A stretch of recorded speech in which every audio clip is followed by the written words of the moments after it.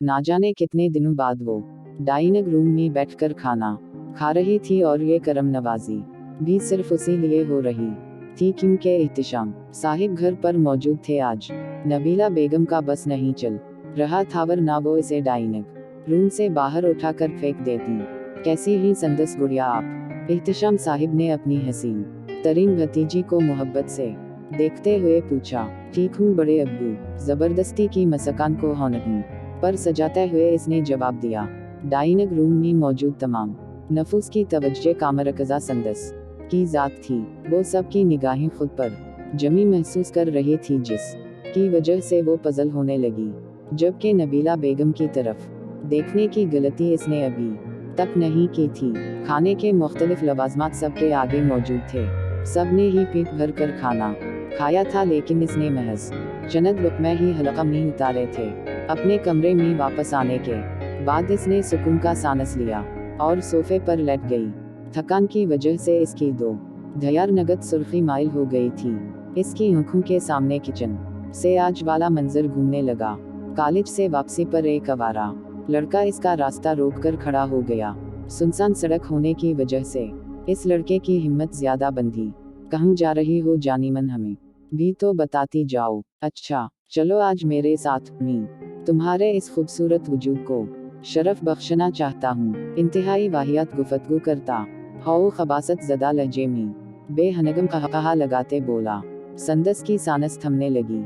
नफी में सर हिलाते हुए वो पीछे की जानिब कदम ले रही थी, और साथ ही इर्द गिर्द नजर दौड़ा रही थी। इसका वजूद लर्ज़ रहा था, और वो लफनगा लड़का भी इसकी तरफ ही पेश कदमी करने लगा। अल्लाह पाक, अब आप ही मेरी मदद कर सकते हैं अपने रब के हुजूर, इसने फरियद की।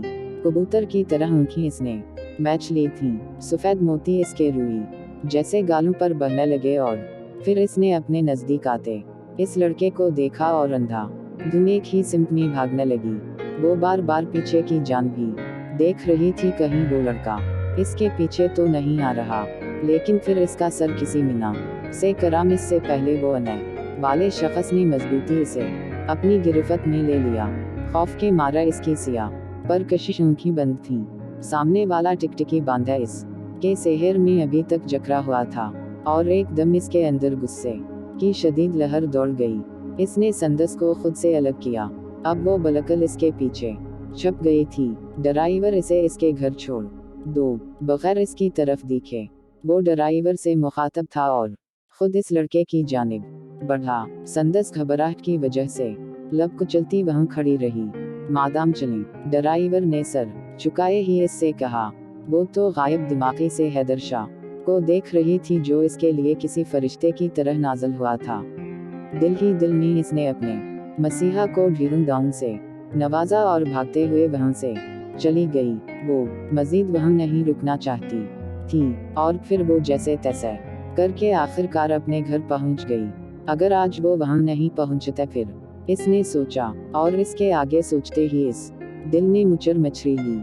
लेकिन कौन थे वो? एक और सवाल इसका मीना चढ़ा रहा था। अब वो बेड पर बैठ गई और तकिए को अपनी गोद में रख दिया। इसकी सोच का महवर वही अजनबी इंसान था जिसने इसकी इज्जत और जान बचा थी। इहतिशाम मुल्क और अहमर मुल्क दोनों भाई थे, और दोनों भाइयों का मुश्तरका बिजनेस था। जैसे जैसे वक्त आगे बढ़ रहा था, इनका बिजनेस भी वसीतर होता रहा था।